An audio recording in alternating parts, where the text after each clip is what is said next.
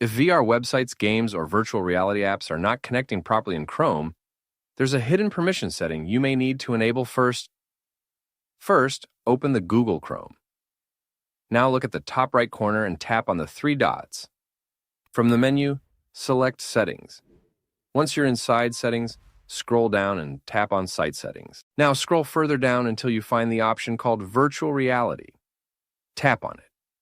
If this setting is disabled, websites won't be able to request access to your VR headset or virtual reality features, which can stop VR content from working correctly. So what you want to do is enable the option called Sites can ask to use virtual reality devices and data. Now, this does not mean websites automatically get access to your VR device. It simply allows Chrome to ask for permission whenever a VR website or application needs to connect. This is useful for VR gaming, virtual tours, 360-degree videos, educational experiences, or any website that supports virtual reality features.